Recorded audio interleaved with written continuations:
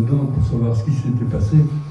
Effectivement, il y a des zones d'ombre, mais ce sont 4 jeunes, ils étaient 5 en fait, dans la voiture.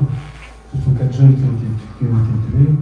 Un a réussi à s'enlever, qui les attendait, donc preuve est donnée que Flore de Nouveau-Tout, enfin à 100 mètres d'ici, au lieu dit la forge, il y avait une forge à l'époque. Les Allemands les attendaient et puis l'affaire a été vite classée puisque en cimetière de notre ville, il se trouve au fond du cimetière à gauche, dans l'allée centrale.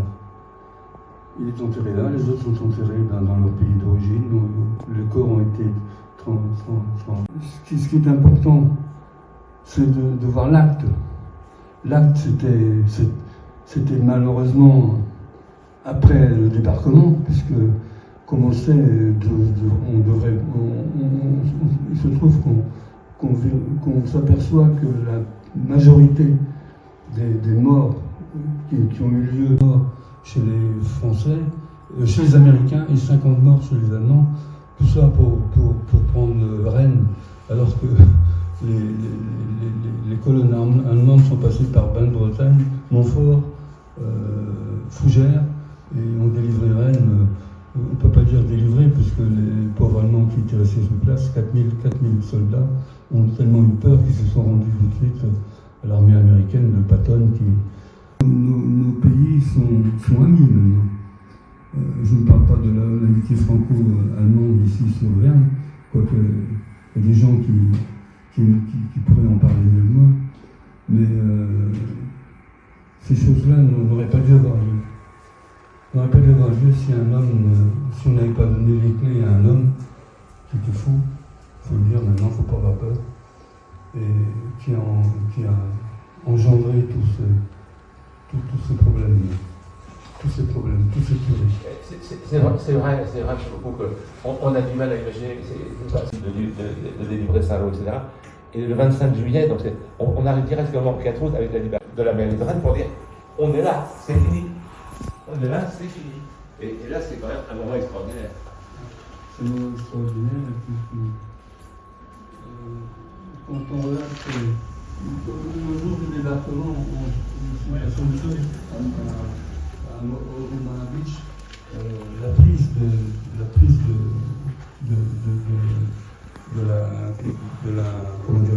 des armes allemandes qui tiraient sur les gens qui débarquaient, les soldats. Dans le film, ça dure également 20 minutes. Absolument. Et ils ont mis 20 minutes pour passer, pour prendre la falaise, et puis 2 mois après pour arriver à Rennes. Ce qui prouve que c'était pas facile. Certains sont morts à Caen, dans les marais, et puis d'autres se sont perdus. Il y a eu quand même, je sais pas, 20 000 morts. On entend 20 000 morts américains, des gens qui viennent de l'extérieur et qui viennent défendre un autre pays qui n'est pas le leur. Je trouve ça extraordinaire et d'une grande générosité. C'est pour ça que pour nous, c'était un devoir de mémoire. Je ne suis pas un historien comme vous et bravo pour ce que vous avez fait. Je voulais simplement aussi remettre l'honneur aussi à Léon Perroise qui a fait une superbe revue de Verne-sur-Sèche qui retrace l'histoire de Verne-sur-Sèche. Donc j'ai ramené des livres ici à la radio pour qu'ils puissent en dédicacer quelques-uns pour les gens qui ne l'ont pas encore. Je voulais surtout aussi remercier notre policier municipal Yvan Lepage qui nous a invités, nos Américains. Et puis on peut rajouter à ça, sans doute Yves, beaucoup, aussi la présence de Patton. Jusqu'à il y a très peu de temps, c'était presque confidentiel sur la commune. Et puis il suffit qu'on ait la bonne information. Merci à M. Gallet qui sont propriétaires des bouillons, de nous avoir fait découvrir ce moment magique de l'histoire de Verne, où Patton est appelé par ses gars pour savoir si le pont de Vauban va pouvoir résister au poids des temps. C'est quand même fabuleux ça. Notre pont romain a résisté au temps. Et si ça n'avait pas été le cas, comment ils auraient fait? Ils auraient fait ce qu'on appelle un passage au bouillant, en fait, avec de l'empirement, etc. Et c'est pour ça que Patton est resté, on dit 2-3 jours à Verne. On a du mal à avoir la précision, mais il était là, c'est ça? Il était là, oui. Il est venu. Mais j'aurais une pensée également J'ai eu l'occasion de visiter les cimetières, les cimetières allemands qui se trouvent à côté d'Avranches, les cimetières allemands avec 3000 corps, devinez l'âge moyen, c'est affreux. 19 ans, 20 ans, pas un avec plus de 25 ans. Ce sont des gens qui n'avaient rien à faire dans cette galère, hein, et qui ont été tués. Une pensée à eux aussi. Nos cimetières américains sont remplis de jeunes, et le cimetière allemand, c'est affreux. C'était des ados à qui on donnait un fusil. Et puis, Alors, une dernière question à tous les deux, si vous voulez bien, c'est le devoir de mémoire, c'est le risque là. C'est vrai, on arrive aux 80 ans, je pense que la prochaine fois, 90 ans, il faudrait que si les gens avaient 15 ans, il faudrait qu'ils aient 105 ans, 110 ans, ça va devenir compliqué. Mais quand même, la mémoire doit rester, elle doit rester forte pour que les événements ne se reproduisent pas. Et je me dis, il a lancé Fagnon, c'est peut-être les 8000 habitants de Verne. La zone des débarcations qui est la plus concernée, mais nous avons quand même le devoir de mémoire et nos enfants doivent garder cette mémoire ou connaître l'histoire comme vous la connaissez si bien. Et le passé est force d'avenir. Plus le passé est fort en nous, plus notre avenir est clair. C'est une paraphrase de Churchill. Peut-être. Comme disait Winston Churchill, justement, un peuple qui oublie son passé condamne à le revivre. Eh bien, merci à tous les deux, sincèrement. Et puis, vous allez sans doute circuler un petit peu dans la commune. Vous allez rencontrer des Vernois. On va voir combien il y a de pourcentage de Vernois qui viennent, comme d'habitude, que pour le marché, ou s'ils viennent pour ce moment fort. Mais en tout cas, ce moment fort, on y tient. Et on propose un petit peu de musique pour terminer cet entretien. En vous remerciant très chaleureusement. Ouais. Est-ce que vous allez ensemble? Lynn, ouais.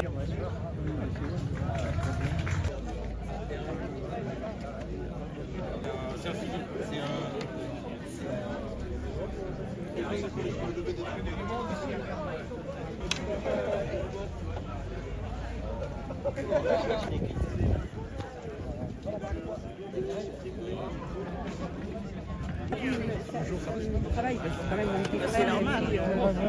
Ça c'est de savoir que quand même.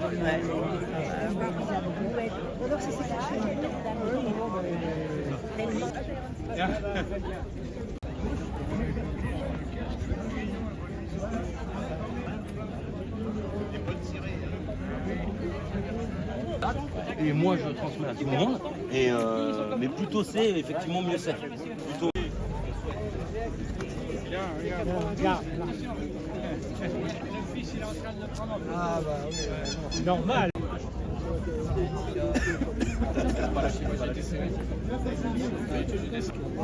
On fait celle de...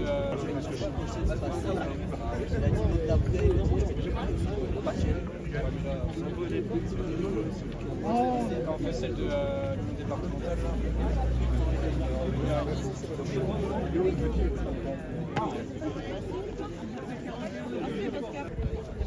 Je vais mettre devant la mairie.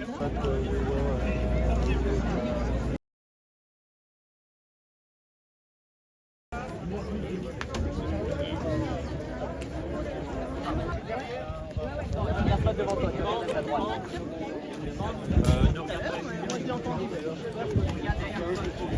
Mais moi,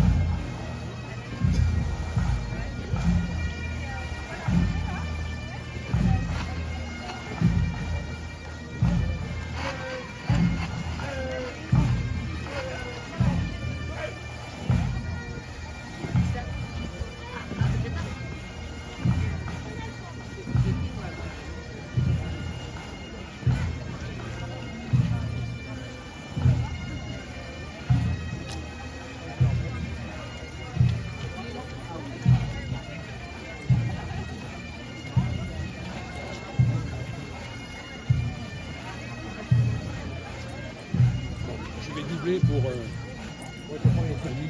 guider le drapeau. Allez, reviens à côté de moi.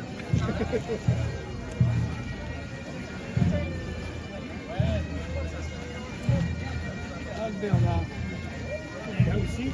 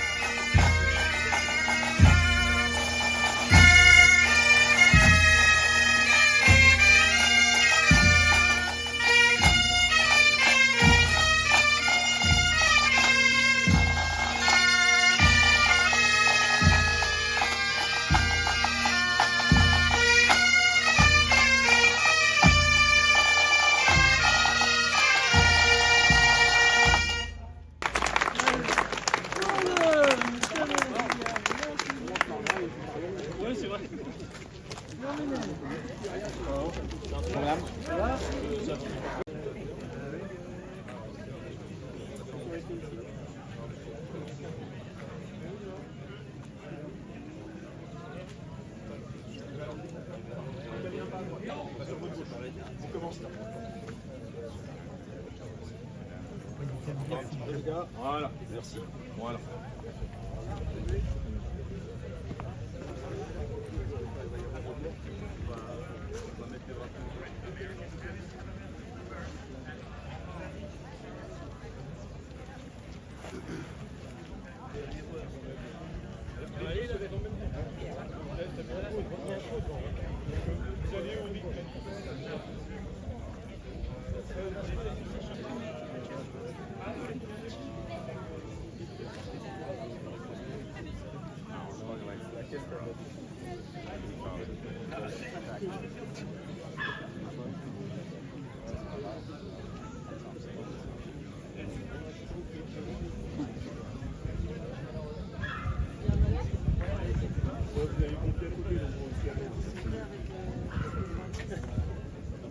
déjà.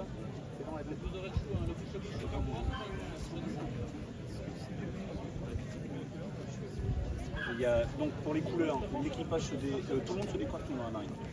Ouais. Oui, c'est ça. C'est la cérémonie des couleurs, parce qu'il va y avoir monté les couleurs. Là. Oui, mais pourquoi tu es allé ici? Les autres, qui t'a dit? Le capitaine des pompiers.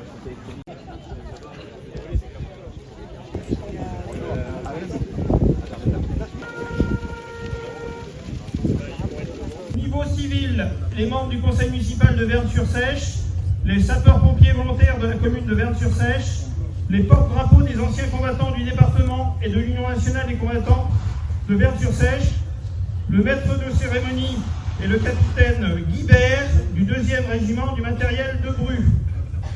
La cérémonie débutera par un hommage aux morts avec un dépôt de gerbes par les autorités et les associations. Ce dépôt de gerbes sera suivi d'une minute de silence, puis des hymnes nationaux américains et français. Vous aurez ensuite la lecture des élèves de l'école privée de l'école Notre-Dame, des allocutions des officiels. Nous finirons la cérémonie par les chants de la chorale du Bel Air et des morceaux de musique du Bagad Kanoudal.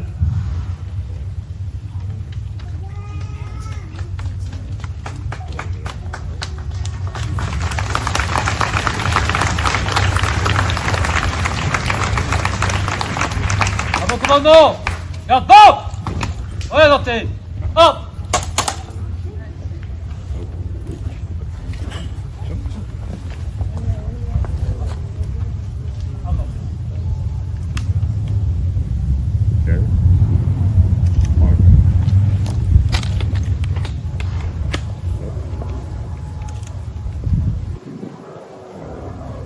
Reposez. Hop. Repos.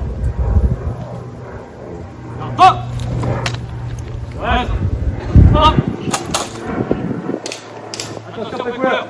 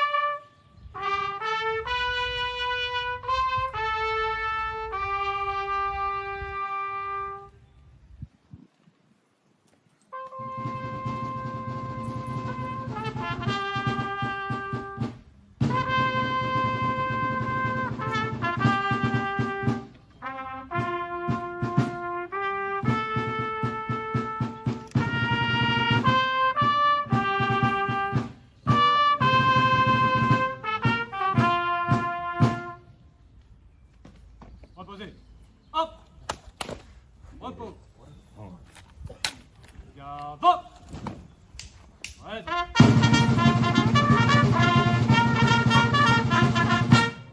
Orienté. Hop.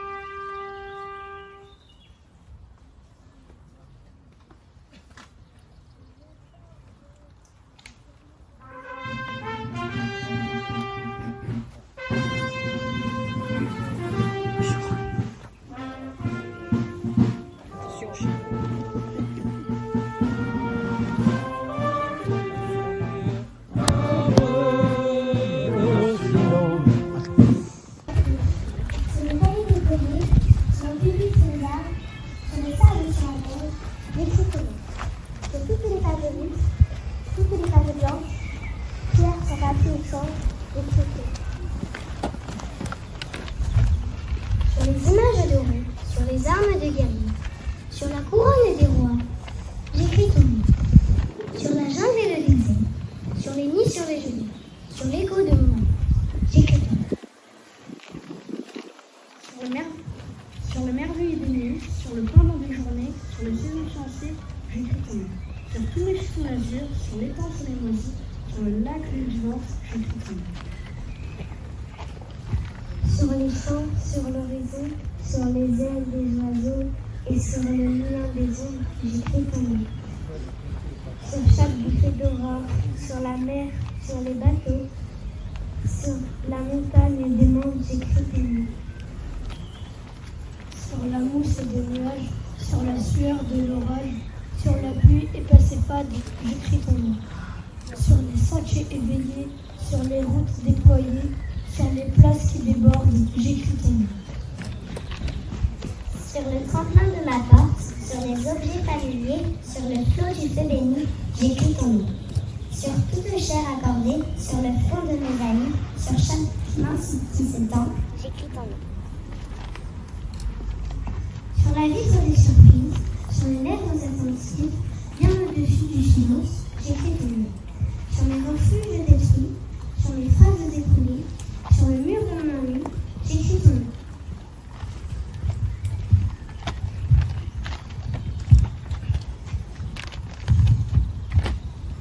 Sur l'absence sans désir, sur la solitude nue, sur les marches de la mort, j'écris ton nom.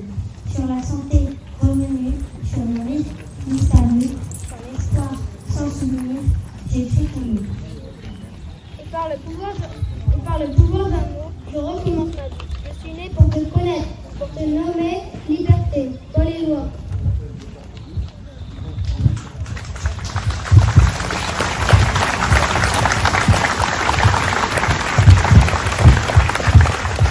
Réunis à l'occasion du 80e anniversaire de la libération de notre commune, le 4 août 1944, ainsi que pour commémorer le 79e anniversaire du 8 mai 1945, jour de la victoire en Europe des Alliés sur les forces de l'Axe.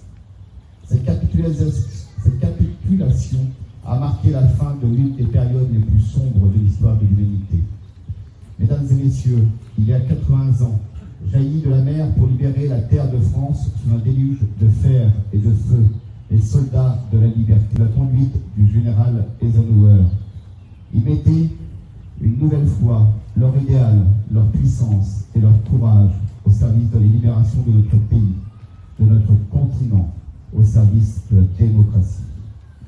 Le service, la France, n'oubliera jamais ce qu'elle doit à l'Amérique, son ami et son allié de toujours.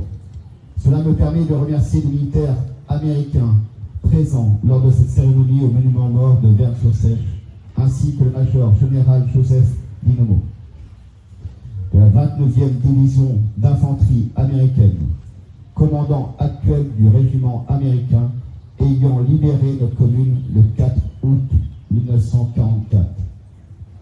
Ces soldats de la liberté venaient aussi du Royaume-Uni, du Canada, d'Australie et de Nouvelle-Zélande, du Luxembourg, de Belgique, des Pays-Bas, de Norvège et de Grèce. Ils étaient polonais, tchèques et slovaques. Ils étaient jeunes, pleins d'audace, portés par un même élan, un même idéal, un même amour de leur patrie et cette conviction profonde de la justesse de leur combat qui, par-delà de la peur, les faisait consentir au suprême sacrifice. Ces soldats de la liberté venaient également de France, par les parachutistes du SAS et les hommes du commandant Kieffer, ainsi que par les Français libres. L'instant était grave, il était exceptionnel. Il sonnait l'heure du grand retour, de la lumière qui se lève à nouveau sur la mer patrie, des nuages lourds de larmes que le soleil disperse. Partout, sur le territoire national, la résistance était à l'œuvre.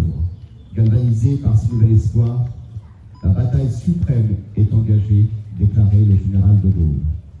Ce 6 juin 1944, d'immortelle mémoire, le combat avait changé d'âme.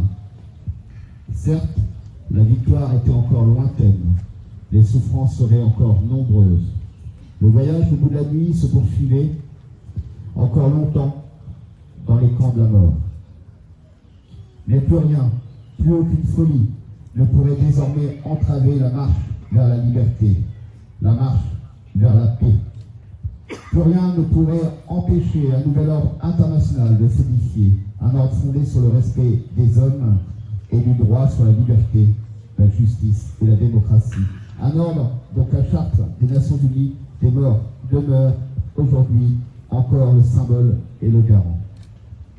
Dans le respect de l'histoire, des combattants, des souffrances et du sang versé, nous célébrons ensemble la victoire de la paix et de la démocratie. Nous témoignons de l'exemplarité de la réconciliation franco-allemande pour que tous comprennent qu'il n'y a pas d'avenir dans la haine, qu'il n'y a pas un chemin possible pour la paix. Il y a toujours un chemin possible pour la paix. Le conseil municipal de Vern-sur-Sèche et moi-même espérons que tous les conflits s'arrêtent dans le monde entier, en commençant par le conflit le plus proche avec l'Ukraine et la Russie, ainsi que celui entre le Hamas et Israël. Nous espérons tous des peuples libres qui se souviennent des sacrifices consentis et de peuples réconciliés, à l'instar de la France et l'Allemagne qui œuvrent pour la paix. Cette cérémonie aujourd'hui incarne cet espoir, cette espérance et cet idéal que nous devons à des hommes que nous n'oublierons jamais. Face au défi d'un monde en mutation, restons ensemble, fidèles à l'héritage, au sacrifice, au message de nos ancêtres. Cultivons les valeurs humanistes de respect, de justice, de dialogue et de tolérance pour lesquelles ils ont donné leur vie. Unis, bâtissons pour nos enfants un monde de liberté et de progrès qui honore la diversité des hommes et des idées, des cultures et des peuples. Merci à tous d'avoir assisté à cette cérémonie et à ceux qui ont contribué à son organisation à travers le chant, la musique et toutes les préparations qui en ont fait un moment mémorable, inscrit au plus profond de notre mémoire. Nous sommes très reconnaissants de la présence des militaires américains et français, ainsi que la venue du major général Joseph Dinomo de la 29e division d'infanterie américaine. Thank you, sincerely, my general, and your men for your presence in Vern-sur-Sèche. Vive la paix, vive Vern-sur-Sèche, vive la France.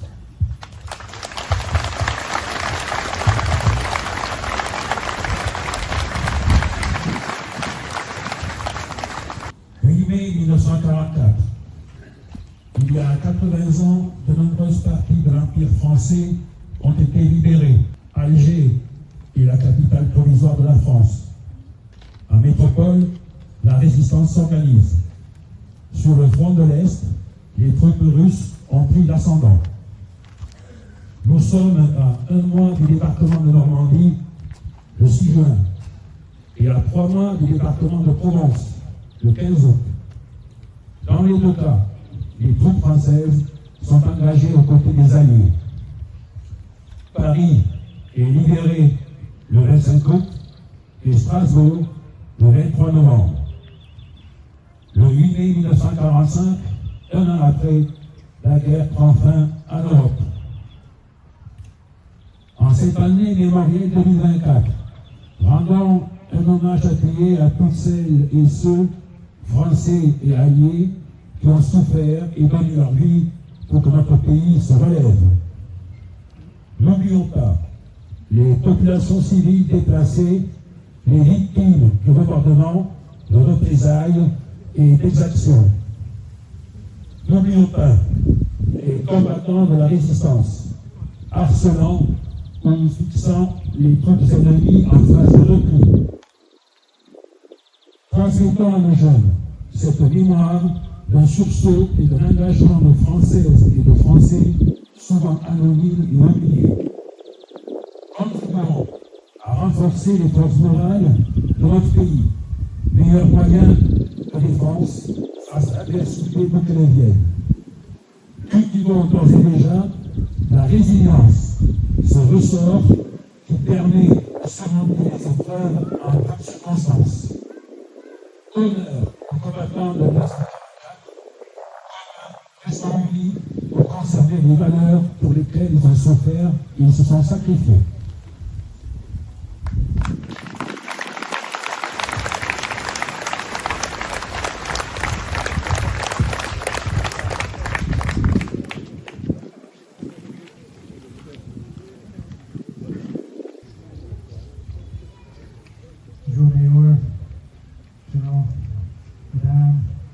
Distinguished guests, veterans, soldiers, family, friends. I'm Major General Joe Donana, commander of the 29th Infantry Division, and it is my sincere honor to be present and speaking to you today as we commemorate the 80th anniversary of D-Day and the liberation of France in World War II. Monsieur le maire, distingués invités, citoyens, amis, soldats, anciens combattants, monsieur le général et les officiels qui sont ici, bonsoir. Je suis le général de division Joe Dinono, commandant de la 29e division d'infanterie, et c'est un honneur sincère pour moi d'être présent et de m'adresser à vous aujourd'hui, alors que nous nous commémorons le 80e anniversaire du jour J et de la libération de la France pendant la Seconde Guerre mondiale. We gather here today in Versailles to honor and remember brave soldiers of the Allied armies and the members of the French resistance who made the ultimate sacrifice for freedom in the summer of 1944. It is a solemn occasion filled with grief, filled with deep gratitude and reflection as we commemorate the 80th anniversary of the heroic efforts to liberate France from the grip of tyranny. Nous nous rassemblons ici aujourd'hui à Verne-sur-Sèche pour honorer et nous souvenir des courageux soldats, des armées et alliés, des membres de la résistance française qui ont fait le sacrifice ultime pour la liberté durant l'été 1944. C'est une occasion solennelle, emplie de profonde gratitude et de réflexion, alors que nous nous commémorons le 80e anniversaire de leur effort héroïque pour libérer la France de l'emprise de la tyrannie. My unit, the 29th Infantry Division, known as the Blue and Gray for its unique insignia, played a pivotal role in the Allied campaign during World War II. Comprised of young men from across the United States. They were united in their mission to restore peace and freedom to a world engulfed in war. These soldiers demonstrated unparalleled bravery and resilience, and it is our duty to ensure their sacrifices are never forgotten. Mon unité, la 29e division d'infanterie, connue sous le nom de bleu et gris pour son insigne unique, a joué un rôle central dans la campagne alliée pendant la Seconde Guerre mondiale. Composé de jeunes hommes de tous les États-Unis, ils étaient unis dans leur mission de restaurer la paix et la liberté dans un monde en proie à la guerre. Ces soldats ont fait preuve de courage et d'une résilience incomparable. Et il est de notre devoir de veiller à ce que leur sacrifice ne soit jamais oublié. As we stand here in Vern-sur-Sheets, we are reminded of the brutal, intense battles that took place in the summer of 1944. After the successful but costly landings on D-Day, the 29th Infantry Division and other American forces advanced through the hedgerows of Normandy, facing fierce resistance from a determined enemy. By the time they reached Brittany, they had already endured tremendous hardships and losses. Alors que nous nous tenons ici à Vern-sur-Seiche, nous vous souvenons des batailles brutales et intenses qui ont lieu sur l'été 1944. Après les débarquements réussis, mais coûteux du jour J, la 29e division d'infanterie et d'autres forces américaines ont avancé à travers les haies du bocage normand, faisant face à une résistance farouche de l'ennemi déterminé. Au moment où ils ont atteint la Bretagne, ils avaient déjà enduré d'énormes épreuves et pertes. The liberation of Vern-sur-Seiche was not just a strategic military objective, it was a fight to restore the dignity and freedom of the people living under occupation. Just weeks before its liberation, on 14 July, the Fête Nationale, or what we English speakers call Bastille Day, 4 members of the French resistance were gunned down by German soldiers at a checkpoint. La libération de Vern-sur-Seiche n'était pas seulement un objectif militaire stratégique. C'était un combat pour restaurer la dignité et la liberté des personnes vivant sous l'occupation. Quelques semaines avant sa libération, le 14 juillet, jour de la fête nationale, 4 membres de la résistance française ont été abattus par des soldats allemands à un point de contrôle. Many historians have commented on the vital role played by the resistance in the weeks before and after D-Day. The Army's official history notes that French resistance aided the Allied advance by interfering with enemy railroad and highway movements and enemy telecommunications, by developing open resistance as wide a scale as possible, by providing tactical intelligence, by preserving installations of value to the Allied forces, and by mopping up bypassed enemy positions. De nombreux historiens ont commenté le rôle vital trouvé par la résistance dans les semaines précédentes et suivant le jour J.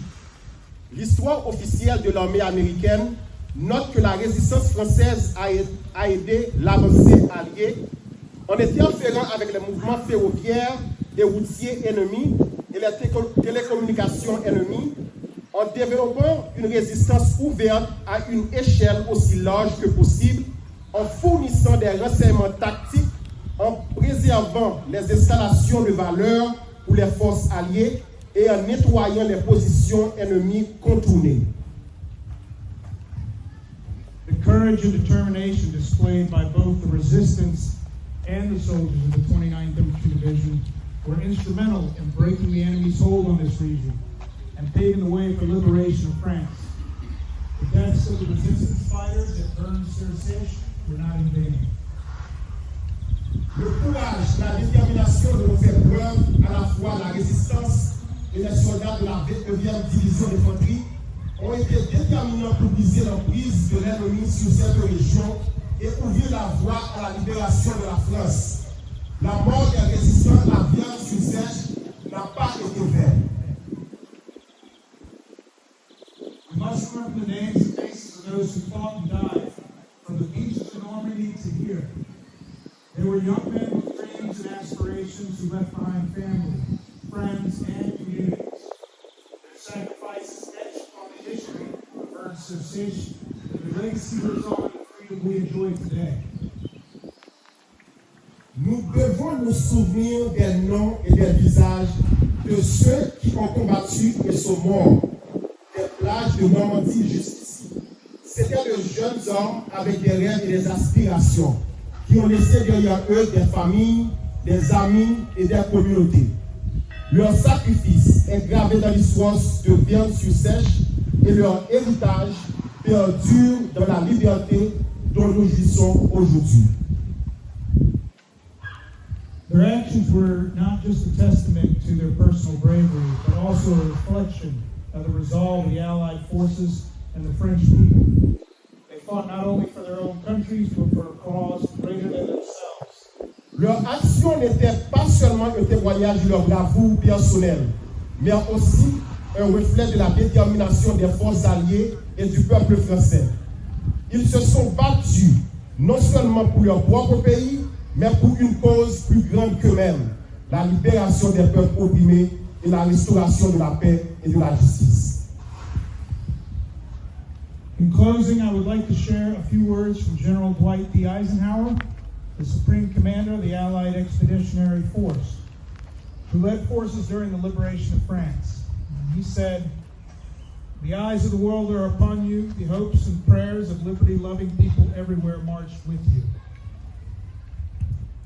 Pour conclure, j'aimerais partager quelques mots du général Dwight D. Eisenhower, le commandant suprême de la force expéditionnaire alliée qui a dirigé les forces pendant la libération de la France. Il a dit: "Les yeux du monde sont braqués sur vous.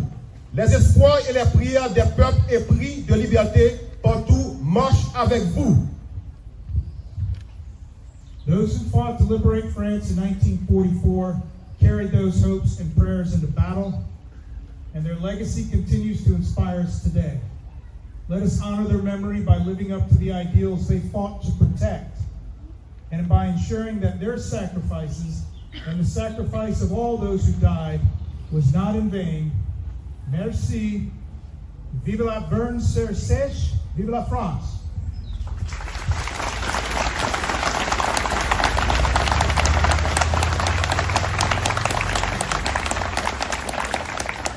Ceux qui sont battus pour libérer la France en 1944 portaient ses espoirs et ses prières au combat.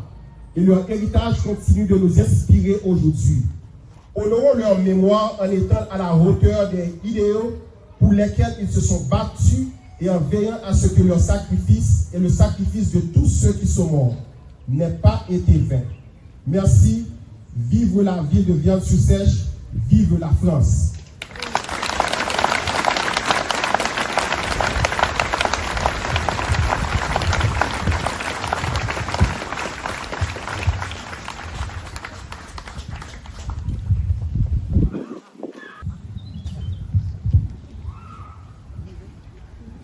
En cette journée nationale d'hommage aux morts pour la France en Indochine, de 1945 à 1954, nous commémorons aussi, ici, à Vierne-sur-Seiche, le 80e anniversaire de la libération de la ville, le 4 août 1944.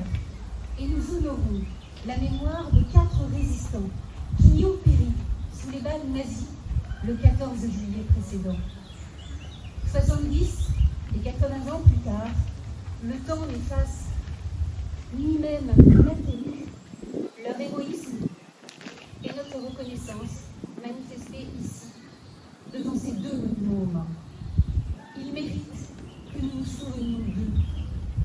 Nous nous souvenons de Rémi Lellard, d'Alfred Lavanant, de Jacques Dolente et d'Henri Guinchard, sous les ordres du lieutenant Salmon.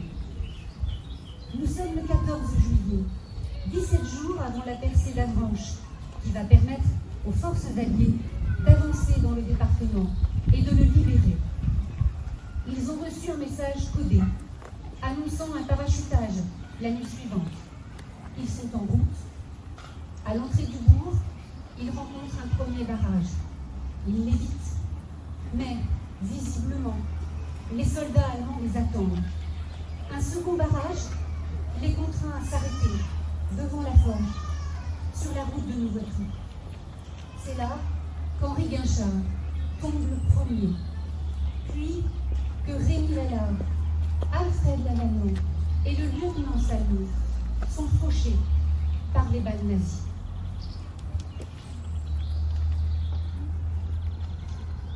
Nous nous souvenons et nous honorons aussi ceux qui ont survécu et qui, depuis, portent la mémoire de leurs frères. Ceux qui ont vu les Allemands ce jour-là. Ceux qui ont nettoyé les corps et les ont enterrés dignement.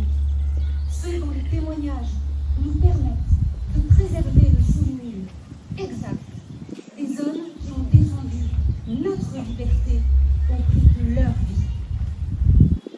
Nous nous souvenons de l'engagement décisif des Alliés, nos Alliés. Le 4 août 1944, ce sont les troupes alliées du général Wood qui entrent par le nord de Verne-sur-Sèche pour libérer sa population du joug nazi. Au détachement du 503e bataillon de police militaire, au brigadier général Dinono, commandant la 29e division d'infanterie américaine, qui nous font l'honneur d'être présents parmi nous aujourd'hui, je veux dire, we will remember them. Le courage des femmes et des hommes qui ont refusé de se soumettre à l'ennemi et défendu nos valeurs nous oblige. Ce devoir de mémoire nous unit aujourd'hui, ici, à Verne-sur-Sèche, où la commune et son tissu associatif organisent notre commémoration et transmettent à notre jeunesse, comme nous l'avons entendu à l'instant, un riche et lourd legs de souvenirs qui est le ciment de notre nation. Réunis aujourd'hui, nous nous souvenons. Vive la République, vive la France.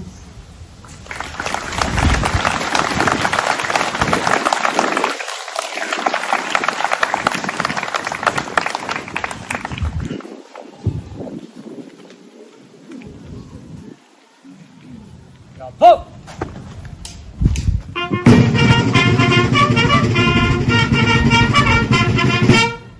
Ouais, ça. Hop!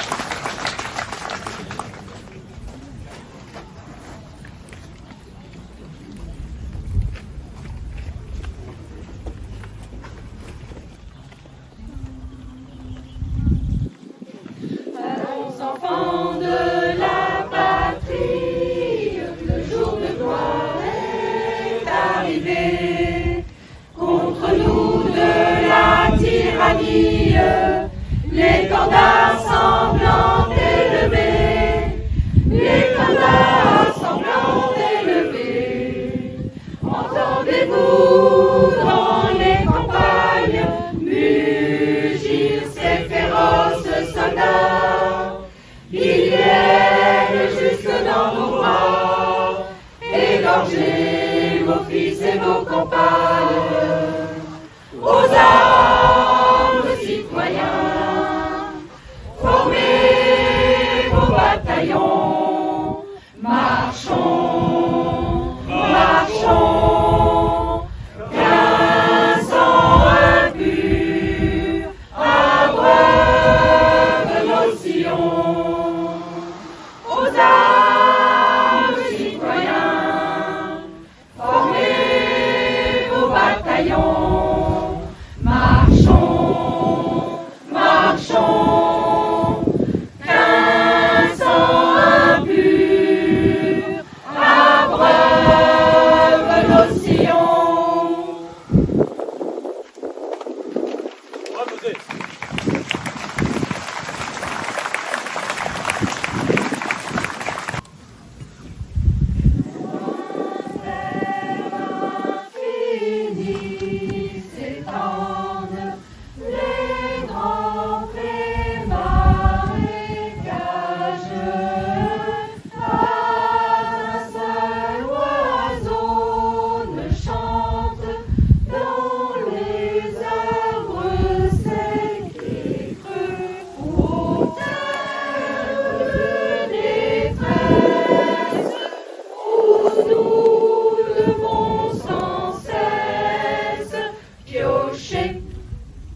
Piocher aux terres de détresse où nous devons sans cesse piocher.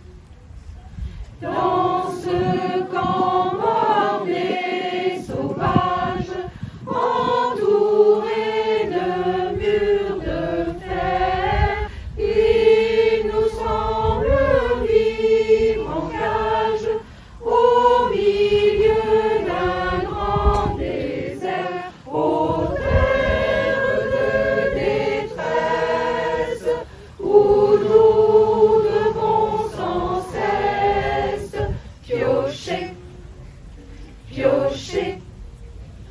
Aux terres de détresse où nous devons sans cesse piocher.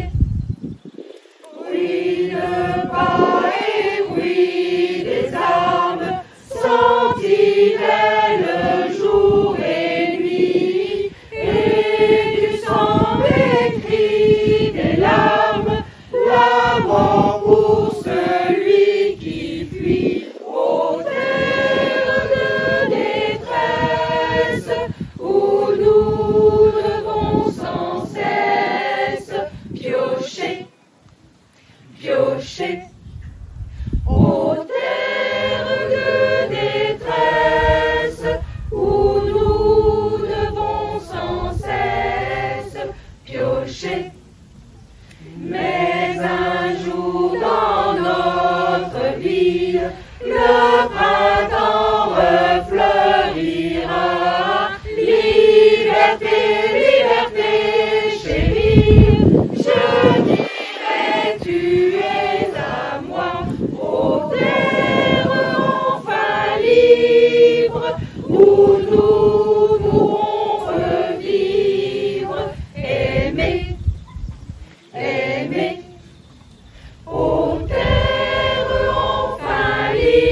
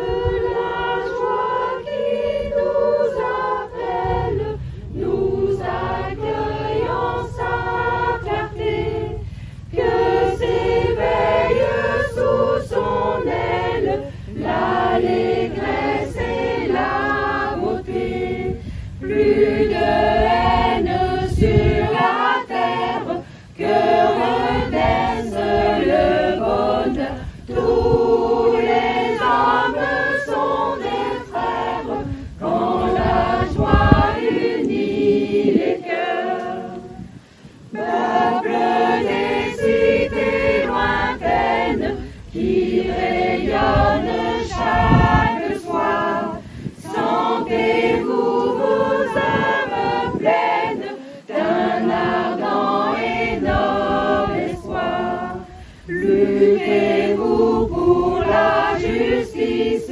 Êtes-vous déjà vainqueur? Ah, qu'un hymne retentisse à nos cœurs, mêlant nos cœurs.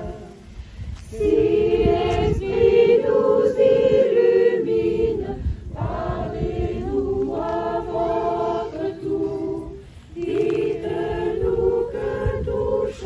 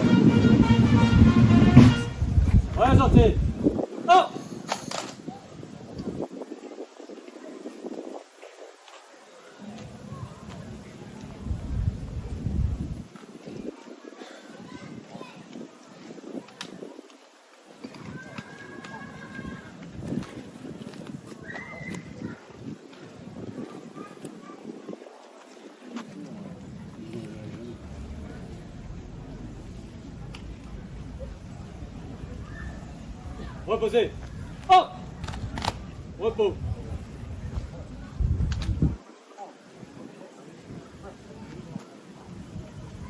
Garde feu.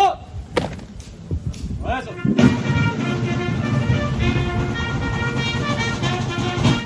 Ouais, sortez. Hop. À disposition des chefs de détachement, mise en place pour le défilé. Repos. Montant le fondement. La cérémonie est maintenant terminée. Je vous remercie de votre participation. Je vous annonce la suite des festivités. Un défilé militaire et automobile en direction du volume, un arrêt symbolique à l'église pour rendre hommage à feu Emmanuel Merrill et effectuer une photographie avec personnes présentes sur la photo apposée sur le mur de l'église 80 ans auparavant. Les festivités auront lieu sur le parvis du volume, scène historique suivi de discours officiels et se terminant par un bal populaire et d'un festaise. Merci à tout le monde de votre participation.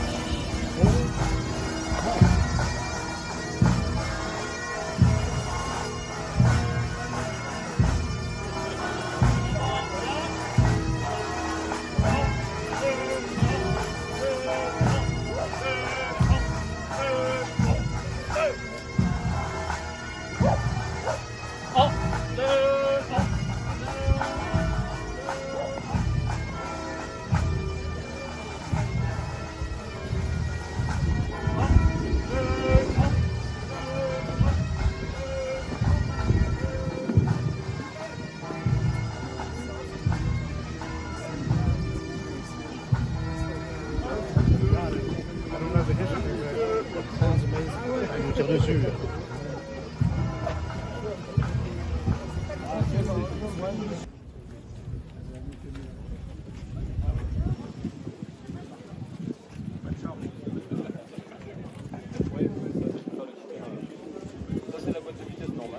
Pour l'affiche que vous avez ici, qu'on fasse une minute de silence en hommage d'Emmanuel Merrill, qui n'est plus présent ici.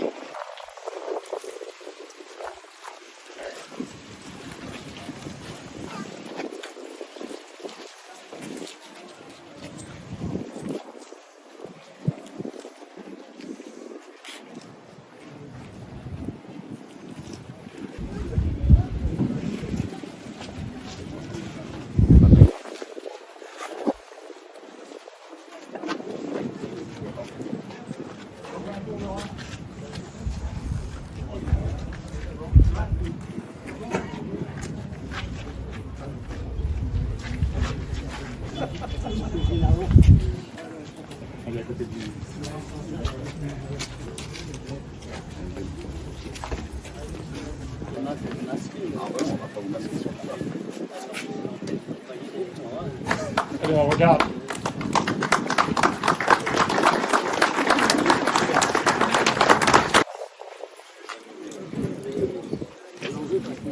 On avait joué à la ficheté comme ça, et puis on avait remis.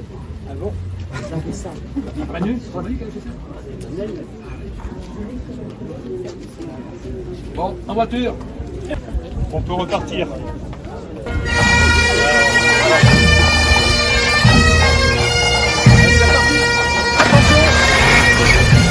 Attention!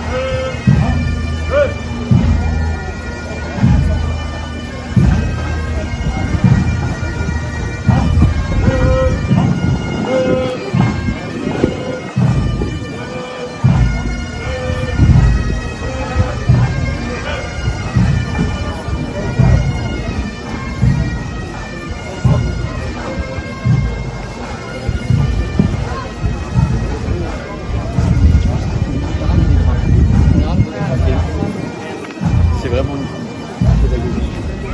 Bien.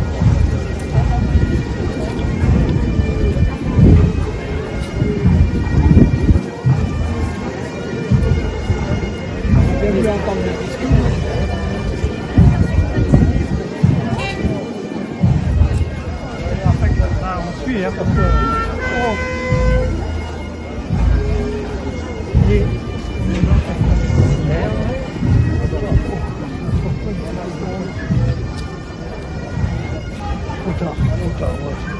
Allez, toujours...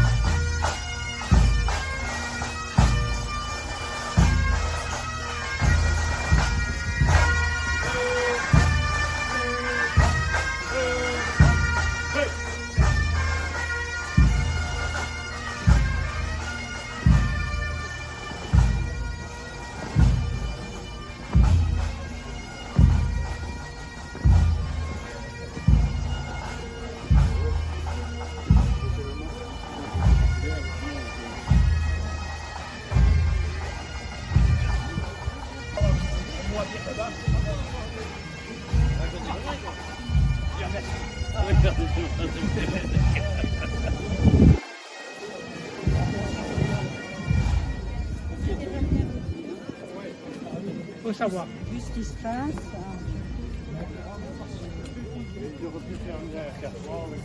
C'est ça. Oui, ils avaient mis des gens régulièrement des. Ouais,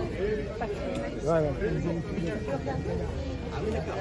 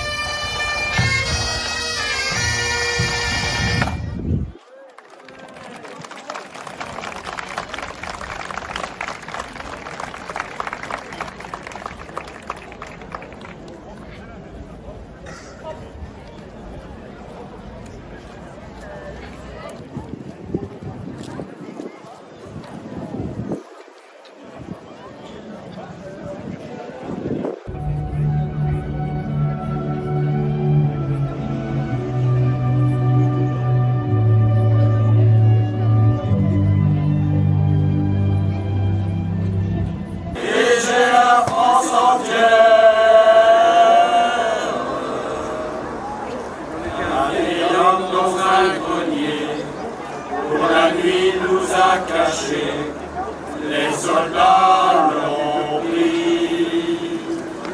Il est mort sans surprise. Hier encore nous étions trois, il ne reste plus que moi, et je tourne en rond dans la prison des frontières.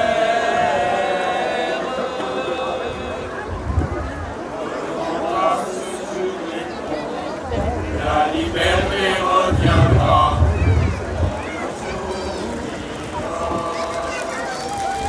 Nous rentrerons dans le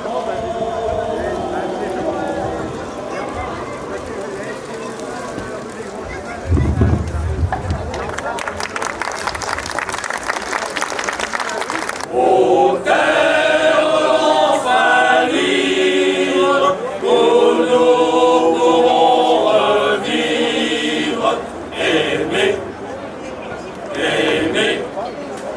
Ô terre enfin libre, où nous pourrons revivre, aimer, aimer. Ô terre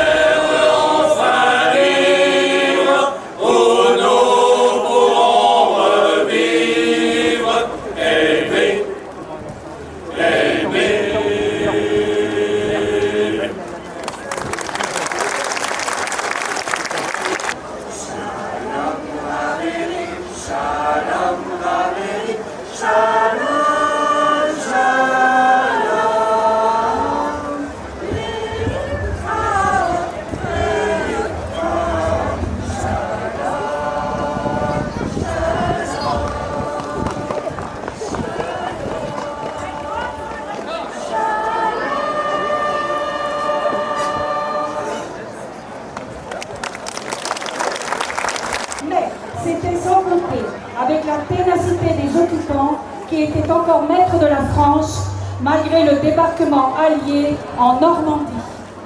Ainsi, le 14 juillet 1944, le jour de la fête nationale, l'activité clandestine et résistante de 4 jeunes hommes s'achève dans le sang. En fait, il s'agit de 5 hommes. Bernard Salmon, le chef, Rémi Lélage, Alfred Lavanant, Jacques Delante, le seul rescapé, tous 4 de Rennes, et Henri Guinchard de Paris.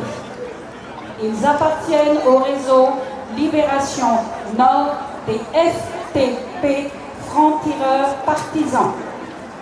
Bernard Salmon, le chef, avait le grade de lieutenant FTPF au moment des faits. Bernard, 21 ans, était étudiant à la faculté de sciences de Rennes, sa ville de naissance. Il était chargé de récupérer les parachutages et la confection de faux papiers. Son nom de combat était Achille. Rémi Lelard, malgré son jeune âge, car né en 1924 au Havre, détenait le plus d'actions anti-allemandes.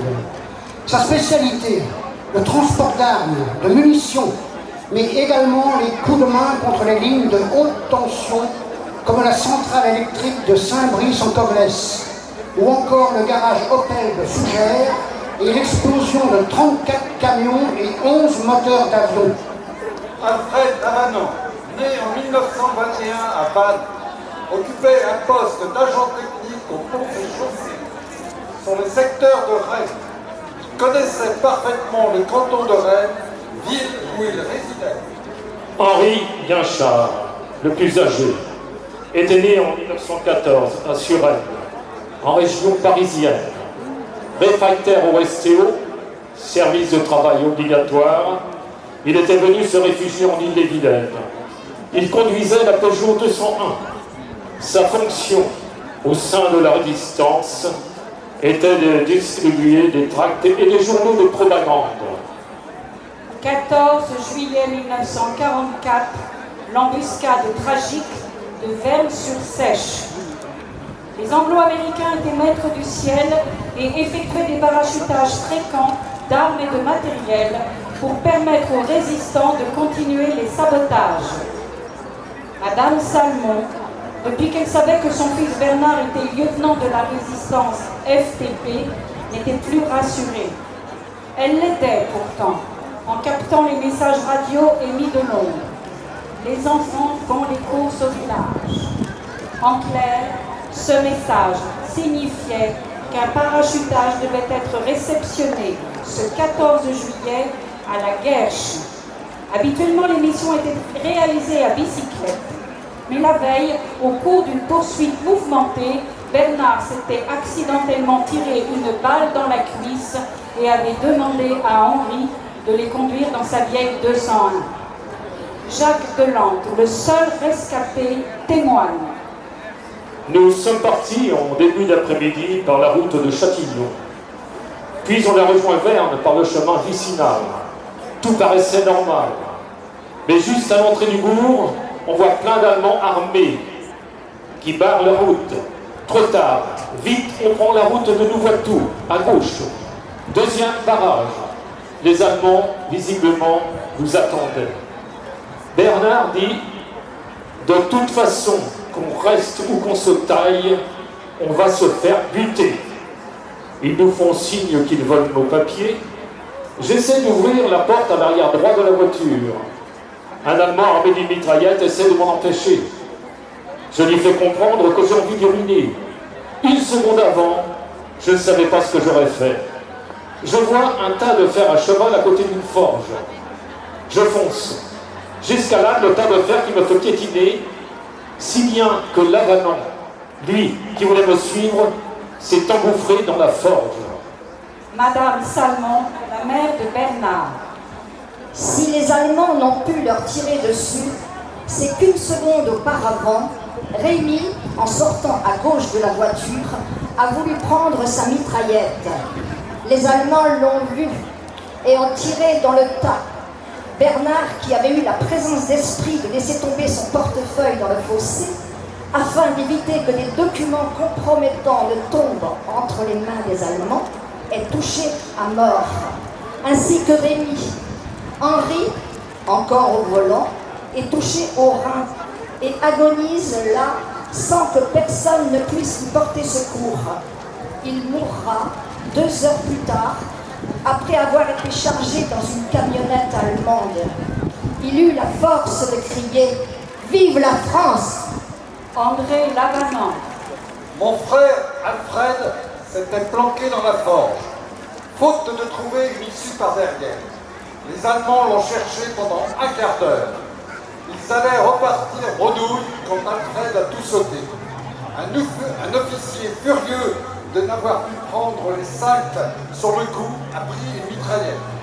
Alfred avait les mains en l'air. L'autre l'a littéralement coupé en 2. C'est un véritable crime de guerre. Je suis persuadé qu'ils ont été vendus. Pourquoi les Allemands avaient jamais on n'avait vu de barrage là? Pourquoi, en intersectant la voiture, ont-ils crié « Vous, terroristes !» À ce propos, M. Lafay, camarade de faculté de Bernard Salmon, raconte. Un jour, il mangeait à côté de moi au restaurant universitaire. Il n'y avait rien à craindre de ceux de notre tablé. Mais derrière, il y avait un étudiant dont on m'avait dit « Il faut s'en méfier, il est possible qu'il travaille pour la Gestapo ». Bernard parlait de choses et d'autres, et tout à coup, demain je pars dans la Mayenne pour un parachutage. Et il commence à indiquer son itinéraire. Un coup de pied, et je lui souffle « Tais-toi, danger !» Qui me demande-t-il? Je lui explique rapidement à voix basse, et il me dit « Tu te trompes, je le connais, il n'y a rien à craindre. » Qui avait raison? Toujours est-il que le lendemain, Bernard et ses camarades FTP sont tombés dans une embuscade allemande. Celui dont je me méfiais a disparu, je ne l'ai jamais revu. Imprudence, dénonciation, trahison, hasard. Il est 20-80 ans après de retrouver la vérité. Jacques Delante. Après le tas de fer à cheval, j'ai tiré un coup de pistolet. Puis j'ai sauté par-dessus un poulailler et je suis arrivé derrière la maison d'un notaire ou d'un médecin.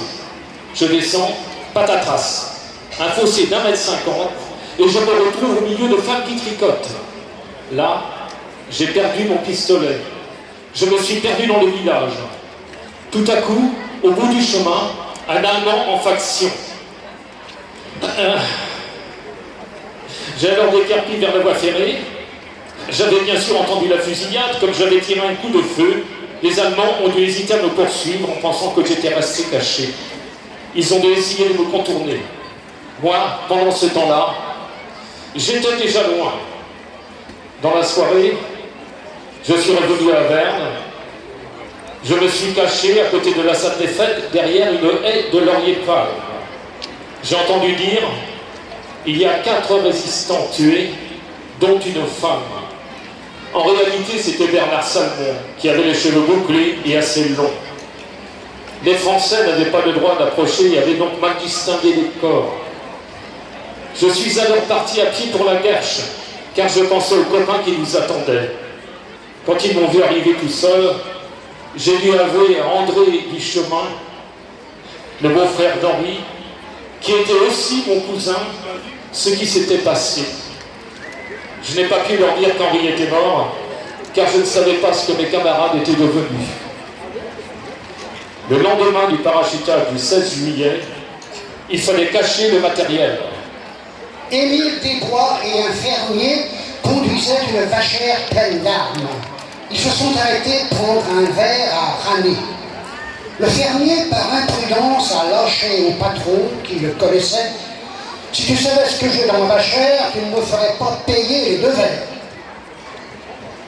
Mais ce jour-là, il y avait un client que personne ne connaissait, qui devait être un indicateur. Une demi-heure plus tard, il pleuvait, et la nuit était tombée. En traversant la forêt de la Guerche, les Allemands les attendaient. Un des leurs a voulu prendre la bride du cheval. Blanc, un coup de fouet sur la gueule, Boche, et une cocotte. Les Allemands ont alors tiré dans la vachère pleine d'armes et d'explosifs. Émile et le fermier ont sauté à terre, se sont enfuis à pied pendant que la jument s'était mise à galoper. Quand ils sont arrivés à la ferme, la vachère et la jument y étaient déjà. L'animal avait retrouvé le chemin de la maison. Tout le parachutage a été planqué. Il ne restait apparemment plus rien dans la ferme. Les Allemands ont tout de même retrouvé leur piste. Ils ont trouvé un parachute planqué dans un vieux four et des paquets de cigarettes anglaises pas tout à fait consumées dans la cheminée. Ils ont arrêté le fermier et sa femme. Il a été torturé à Rennes. Et le lendemain, paraît-il, on l'a retrouvé pendu dans sa cellule. Madame Salmon.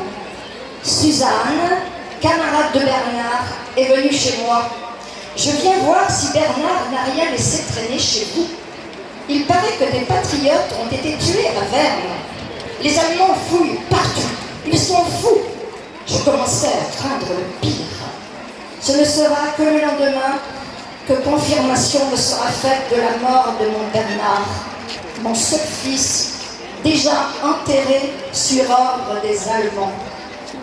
La population de Verne était allée entre-temps demander au maire d'intervenir auprès des Allemands pour que ces jeunes, enterrés comme des chiens, soient relevés et là, enterrés avec dignité en présence des familles. La requête fut acceptée, à condition que seule la famille assiste aux obsèques.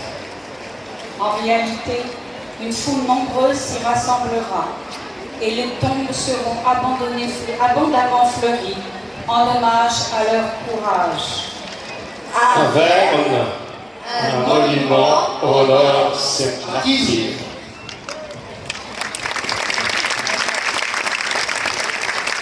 Music plays every time we sing, tequila glasses ring. Jingle, jingle, jingle.